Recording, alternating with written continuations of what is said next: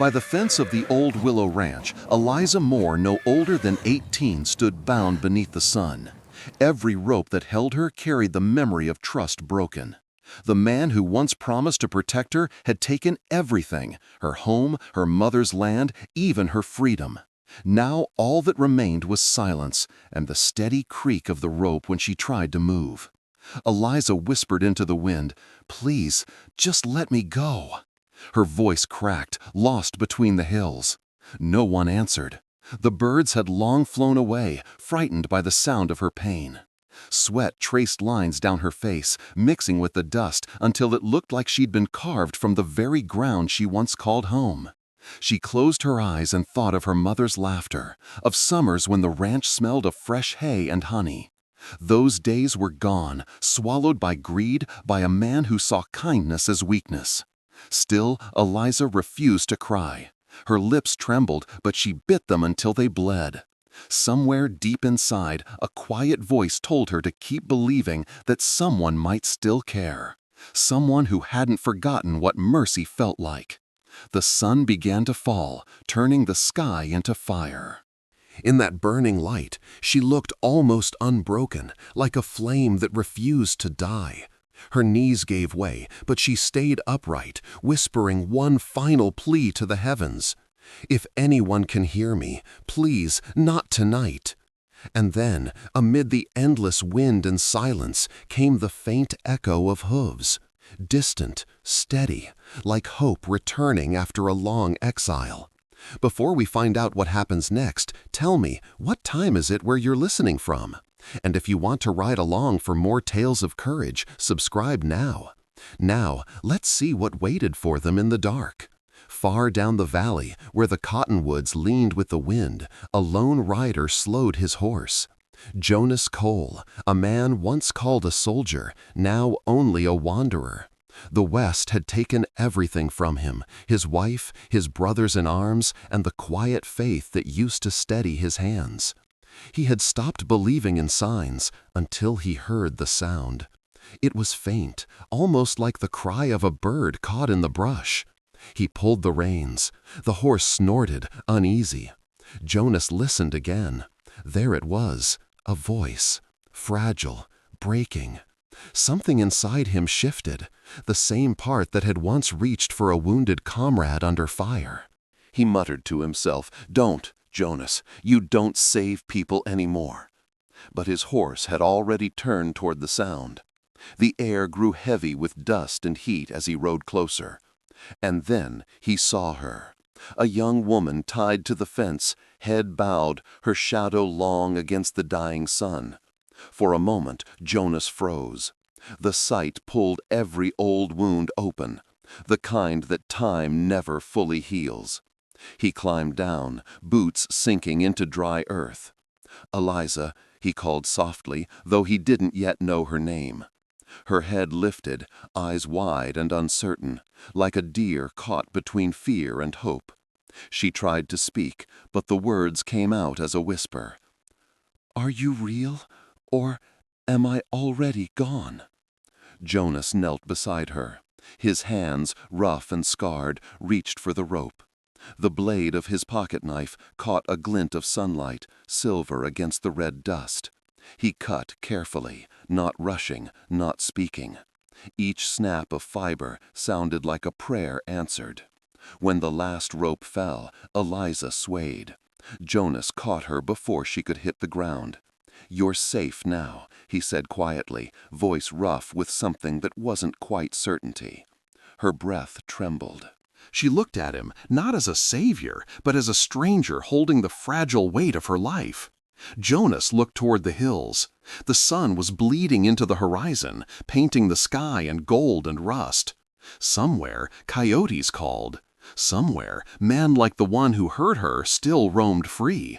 He knew this was no simple rescue. Still, he whispered, half to her, half to the wind, "You're not alone anymore." Then he lifted her onto his horse, steadying her with a gentle hand. The trail ahead shimmered in the heat, uncertain and long. Jonas took one last look at the burning sky and murmured, "Pour yourself a cup of tea, girl. It's a long ride ahead." And with that, they rode into the valley, two lost souls, heading toward the kind of trouble that only the West could promise. The first miles were silent. Jonas held the reins steady, his eyes fixed on the trail ahead.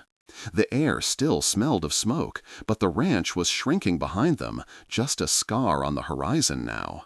Eliza leaned weakly against him, her hands trembling. She whispered, "Why did you help me?" Jonas didn't answer right away. The wind carried their breath away, and for a moment it seemed like the world itself was holding its breath too. Then he said quietly, "Because a man who still rides away from mercy loses his soul twice." She closed her eyes. The rhythm of the horse felt like a heartbeat, heavy and fragile. But peace never lasts long in the West. Behind them came a sound, a faint thunder at first, then clearer. Hooves, many of them. Jonas turned his head. Over the ridge, smoke rose against the sunset. "Damn," he muttered under his breath, "they're coming." Eliza's eyes widened. Who are they? The kind of men who think owning land means owning people. He pulled the reins tighter. "Hold on." The horse lunged forward, dirt flying from its hooves. The valley echoed with the chase, hoofbeats pounding like drums of war. Eliza clung to the saddle horn, breath shallow, eyes watering from the wind. The landscape blurred, sagebrush, rocks, the flicker of dry grass. A shot cracked through the distance. The sound tore the air apart. Jonas didn't look back. He only leaned lower, voice steady.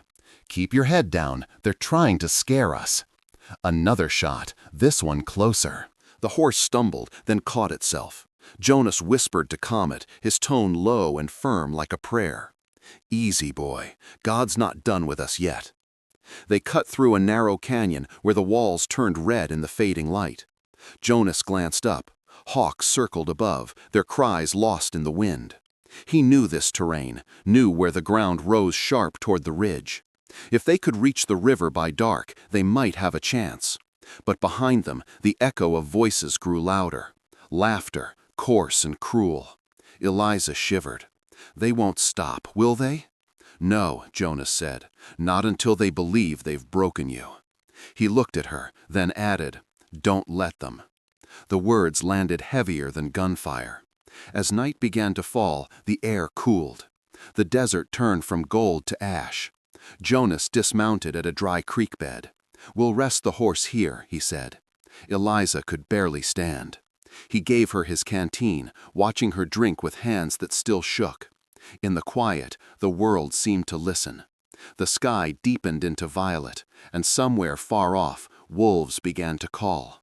Eliza whispered, "They'll find us." Jonas glanced at the horizon. Maybe. But if they do, they'll find two people still standing. He stirred the embers of an old campfire with a branch. The sparks rose, faint and red, like memories refusing to die.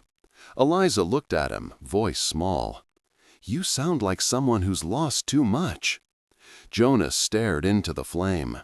"Maybe that's why I can't walk away anymore." The wind carried his words into the dark. Far away, the faint glow of torches flickered on the horizon, tiny, relentless lights crawling closer through the night. Jonas stood, jaw tight. He checked his revolver, not as a killer, but as a man preparing to defend something worth more than his own peace. He thought he'd saved her, but this was only the beginning of a darker fight. The old chapel stood on the edge of the desert, half buried in sand, its cross leaning as if tired of holding the sky. Jonas led the horse behind the stone wall, his breathing ragged. The night was cold now, too quiet, too still. Inside, the air smelled of dust and candle wax long extinguished. Eliza sank onto a pew, her face pale in the moonlight. "They'll find us," she whispered. Jonas didn't answer. He walked to the altar, his shadow long against the cracked walls. He knelt, resting his hat beside him. The words came out low, steady, half prayer, half confession. "I don't pray for safety, Lord, only for strength to do what's right." His voice trembled, not from fear, but from remembering how many times he hadn't done the right thing before. Outside, the wind shifted. A faint glow appeared through the windows, torches. The riders had found their trail. Jonas stood, eyes hardening like cooled steel. He turned to Eliza. "There's a trap door behind the altar. If anything happens—" "I'm not leaving you," she said quickly. He paused, searching her face. What he saw there was not a frightened girl anymore, but someone who had decided that fear would not own her again. "Then stay close," he said. The first shout came from outside. "Cole, we know you're in there!" The voice carried the sneer of power, the tone of a man who'd never been told no. Jonas checked the revolver at his belt, not with haste, but with calm precision. He remembered his wife's last words before the war took her. "Promise me you'll never stop protecting what's good in this world." The doors rattled, wood splintered, the night exploded into chaos. Eliza ducked behind a pew as the air filled with smoke and echoes. Jonas moved like a ghost through the dim light, pushing her lower, shielding her with his body. The flash of fire lit his face, stern, sorrowful, resolute. When the noise finally broke, he took a hit, not deep, but enough to make him stumble. Eliza crawled toward him, panic rising. "Jonas!" He pressed a hand to his side, forcing a breath. "I'm fine. Stay back." He saw one of the men climbing through the broken window, eyes wild, greed burning brighter than the torch he carried. Jonas raised his revolver, then stopped. In the flicker of flame, he saw something he hadn't expected: fear. The man was young, barely older than Eliza. For a moment, time slowed. Jonas could end this with a pull of his finger. But he remembered his prayer. Strength to do what's right. He lowered the gun. "Leave. You don't have to be him," he said. The boy froze, then turned and ran into the darkness. But the rest didn't. The leader stepped forward, grizzled, eyes like burned coal. "Always the hero, huh, Cole?" he growled. "You should have stayed dead with the rest of your kind." Jonas didn't answer. He simply stepped in front of Eliza, the firelight painting his silhouette against the wall behind him, half man, half shadow, with the cross above his head cracked down the middle. The man sneered. "Give her to me, and I'll let you live." Jonas shook his head slowly. "You've already taken enough." The silence that followed felt sacred. Then came the sound of steel against wood, and a rush of fire as a lantern shattered on the floor. Flames climbed the pews, devouring the chapel in orange light. Eliza coughed, choking on the smoke. Jonas pulled her toward the back, his arms steady even as the world burned around them. They broke through the rear door just as the roof groaned above them. Outside, the cold air hit their faces like a blessing. Jonas turned back once, the chapel engulfed, the cross glowing red in the blaze, then falling. He whispered, almost to himself, "Sometimes faith must burn to shine again." They stumbled toward the ridge, fire behind them, stars above. Eliza looked back at the inferno, tears cutting through the ash on her cheeks. "Did we win?" she asked. Jonas didn't look back. "No," he said softly, "not yet." "The night's not done testing us." The fire had burned down to embers by the time the lawmen reached the ridge. Jonas and Eliza waited beneath the cold dawn sky, the ashes of the chapel still floating through the wind like snow. From the distance came a groan, a wounded man crawling from the shadows. Jonas turned, hand instinctively to his belt, then froze. He knew that face. Even through the soot and the years, the eyes were the same. "Eli," Jonas whispered. The man looked up, blood drying on his cheek, a smirk twisting his mouth. "Well," he rasped, "look who's preaching now." Eliza stood behind Jonas, trembling. "That's him," she said softly. "He led them." Jonas didn't move. His mind swirled, not with anger, but disbelief. They were brothers. Not by love, but by blood. Eli Cole, the half-brother who'd vanished 15 years ago, taking their father's horse and leaving Jonas to bury the man alone. He had ridden into sin and never looked back. Jonas stepped closer, boots crunching in the frost. "Why?" he asked, voice barely above the wind. Eli spat into the dirt. "Because mercy never fed a man. Because this world doesn't care how good you think you are." Jonas stared at him, the ache behind his ribs sharper than any wound. Eliza watched, tears tracing the dirt on her face. "He hurt me," she whispered, voice breaking. "But will killing him heal you?" Her words hung in the air, soft but piercing. Jonas felt them settle in his chest like truth too heavy to deny. He raised his gun, slowly, not toward Eli, but toward the sky. The metal glinted pale in the morning light. Eli laughed weakly. "You don't have it in you, preacher boy." Jonas lowered the barrel, his gaze steady. "You're right," he said quietly. "I don't." He holstered the weapon, turned to the arriving sheriff, and handed over his badge, one that hadn't seen daylight in years. "This one's yours," he said, "alive." The sheriff nodded, confused. "You sure about that?"